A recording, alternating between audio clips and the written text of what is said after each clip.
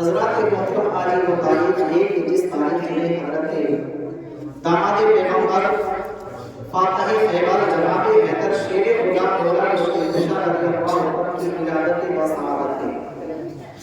یہ 13 رجب کی تاریخ مولا کائنات کی ولادت کی تاریخ ہے۔ بے شک روایتوں میں آتا ہے کہ جب حضرت علی کرم اللہ تعالی وجہہ الکریم دنیا میں تشریف لائے تو آپ کی والدہ محترمہ حضرت فاطمہ بنت اسد خانہ کعبہ کا طواف کر رہی تھی۔ دوران طواف ولادت کے آثار نمودار ہوئے۔ روایت میں آتا ہے کہ حضرت فاطمہ بنت اسد رضی اللہ عنہا خانہ کعبہ کے اندر چلی جاتی ہے۔ مولا کائنات کی ولادت بسعادت ہوئی جب آپ اپنے شہزادے مولا کائنات کو لے کر باہر آئیں تو باہر جناب ابو طالب کھڑے انتظار کر رہے تھے۔ بے شک حضرت فاطمہ بنت اسد نے جب اپنے شوہر ابو طالب کا چہرہ دیکھا تو جب لڑکا پیدا ہوتا ہے ہر کسی کے دل پر چہرے کے آثار نمودار ہوتے ہیں، خوشی کے آثار نمودار ہوتے ہیں، لیکن فاطمہ بنت اسد نے جب اپنے شوہر کا چہرہ دیکھا تو مایوس ہو گئی۔ آپ نے پوچھا میرے شریک حیات مایوس ہونے کی کیا وجہ ہے؟ تو انہوں نے کہا کہ ہمارے یہاں لڑکا تو پیدا ہوا ہے لیکن اس نے آنکھ نہیں کھولی، آنکھ نہ کھولنے کی وجہ سے میں مایوس ہوں۔ تو جناب ابو طالب نے کہا کیا ہوا آنکھ نہیں کھولی؟ اگر اس کی آنکھ نہیں تو کیا ہوا؟ اس کے چہرے کو تو دیکھو، کتنا حسین و جمیل بچہ لگ رہا ہے، اس تمام ستاروں کی روشنی اس کے چہرے کے اندر آ رہی ہے۔ حضرات محترم جناب ابو طالب نے گود میں لیا اور جب گود میں لیا لینے کے بعد اپنے شہزادے کو چوما، پیار کیا، لیکن جب دوسرے لوگوں نے دیکھا تو کہا کہ سردار مکہ ابو طالب کے یہاں شہزادہ پیدا ہوا لیکن اس کی آنکھ نہیں، ابھی اس نے دنیا کو نہیں دیکھا، آنکھیں بند ہیں۔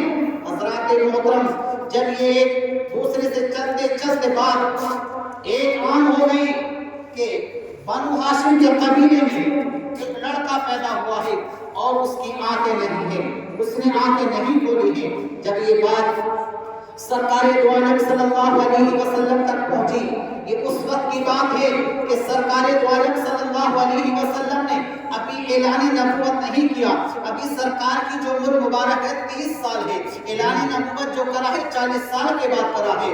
اب ان لوگوں کو سوچنا چاہیے جو چمگوئیاں کرتے ہیں۔ حضرات محترم جب سرکار دو عالم صلی اللہ علیہ وسلم کو پتا چلا کہ ہماری چچی کے یہاں لڑکا پیدا ہوا ہے، شہزادہ ہمارے یہاں تشریف لایا ہے، آپ دوڑتے ہوئے اپنی چچی جان کے یہاں پہنچتے ہیں اور چچی جان سے کہتے ہیں لاؤ میرے بھائی کو تو لے کر آؤ، میں نے سنا ہے ہمارا بھائی تشریف لایا ہے، لاؤ ہمارے بھائی کو تو لاؤ۔ تو فاطمہ بنت اسد نے وہی جملے کہے کہ بھائی تو تمہارا دنیا میں تشریف لایا ہے لیکن اس نے آنکھیں نہیں کھولی ہے۔ حضرات محترم جیسے ہی حضرت فاطمہ بنت اسد نے مولا کائنات کو سرکار کی گود میں لیا اور پھر نبوت کی آنکھ، ولایت کا سینہ اور نبوت کا سینہ جب ٹچ ہوا، یعنی ایک طرف نبی ہے، ایک طرف بنیوں کا امام ہے، ایک طرف ولایت بانٹنے والا ہے، ایک طرف نبوت بانٹنے والا ہے، ولایت کا سینہ اور نبوت کا سینہ جب ٹچ ہوا تو مولا کائنات نے آنکھیں کھول دی۔ بے شک بے شک سبحان اللہ سبحان اللہ۔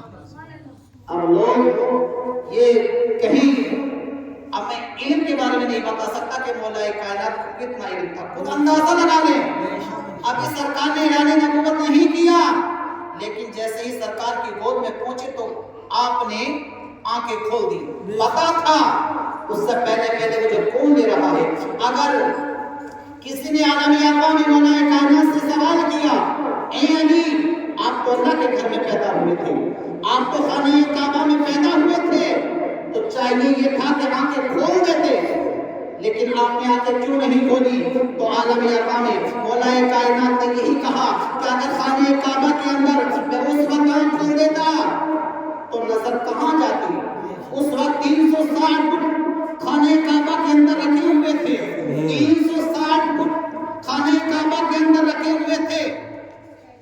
अगर मैं आंख खोलता तो सबसे पहली नजर बुतों के पास जाती, लेकिन ये मेरी मोहब्बत को गवारा ना हुआ। मैंने काबे का जो काबा है, काबे का काबा है, उसकी गोद में आंखें खोल दी और सबसे पहले जो नजर मौलाए कायनात की पड़ी है वो सरकार दो आलम सल्लल्लाहु अलैहि वसल्लम के चेहरे पर। बेशक बेशक सुभान अल्लाह। इसलिए हर सहाबी को रज़ी अल्लाह ताला कहा जाता है, लेकिन मौलाए कायनात को करमल्लाहु ताला वजहुल करीम कहा जाता है। बेशक बेशक कि तमाम रज़ी अल्लाह ताला हैं, लेकिन मौलाए कायनात करमल्लाहु ताला वजहुल करीम है कि अल्लाह तबारक व तआला आपके चेहरे पर चमकता दमकता रखे, आपके चेहरे पर बरकतें नाज़िल फरमाए। तो ये मौलाए कायनात रज़ी अल्लाह ताला की विलादत का कि जब हजरत दामाद इब्न उमर फाज़िल खैबर जनाब खैबर शेर खुदा मुश्किल कुशा रज़ी अल्लाह ताला दुनिया में तशरीफ लाए तो सबसे पहले जो नजर आपकी पड़ी वो सरकार दो आलम सल्लल्लाहु अलैहि वसल्लम के चेहरे पर पड़ी, और सबसे पहले जो चीज आपके मुंह में गई, सबसे पहले किसी के मुंह में माँ का दूध जाता है, किसी के मुंह में दवाइयां जाती हैं, किसी के मुंह में कुछ जाता है, लेकिन कुर्बान जाइए मौलाए कायनात की अज़मत पर कि आपके जो सबसे पहले मुंह में गया वो सरकार दो आलम सल्लल्लाहु अलैहि वसल्लम का नवाबे दहन था। जैसे कि आपने अपनी ज़बान को चुसाया, मौलाए कायनात ने आंखें खोल दी, तो पता चला कि सबसे पहले जो मौलाए कायनात की खुराक की ग़िज़ा बनी वो सरकार दो आलम सल्लल्लाहु अलैहि वसल्लम का नवाबे दहन था। इसलिए सरकार दो आलम सल्लल्लाहु अलैहि वसल्लम ने मौलाए कायनात से बेहद मोहब्बत की। आपने मौलाए कायनात को गोद ले लिया, खुद सरकार दो आलम सल्लल्लाहु अलैहि वसल्लम ने परवरिश की। सबसे पहले जो पहचाना नबियों को, नबी को जो पहचाना, एक जुमला दे रहा हूं कि तमाम ने नबी को कब पहचाना? जब ऐलान नबूवत करा कि मैं नबी हूं। कुछ ने झुटलाया, कुछ ने माना, लेकिन मौलाए कायनात ने सरकार को उस वक्त नबी जान लिया जब इस सरकार दो आलम सल्लल्लाहु अलैहि वसल्लम ने ऐलान नबूवत भी नहीं किया था। बेशक। और मौलाए कायनात के बारे में सरकार दो आलम सल्लल्लाहु अलैहि वसल्लम का फरमान है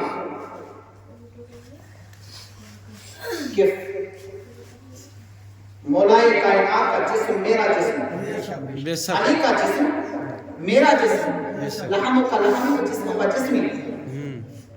और मौलाए कायनात के बारे में सरकार दो आलम सल्लल्लाहु अलैहि वसल्लम का फरमान है, जिसने अली से मोहब्बत की उसने मुझसे मोहब्बत की, बेशक। और जिसने मुझसे मोहब्बत की उसने रब से मोहब्बत की। बेशक। अगर देखना हो कि कौन बंदा रब से मोहब्बत करता है तो दुनिया में समझ लेना, देख लेना कि जो अली से मोहब्बत कर रहा है वो रब से भी मोहब्बत कर रहा है, वो सरकार से भी मोहब्बत कर रहा है। बेशक बेशक हक है।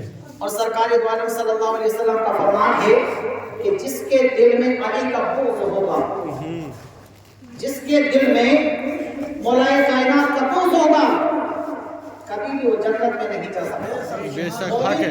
क्यों? मुनाफिक की यही पहचान बताई, जिसके दिल में अली की मोहब्बत होगी वो मोमिन है, और जिसके दिल में अली की मोहब्बत नहीं तो समझ लेना कि वो मुनाफिक है।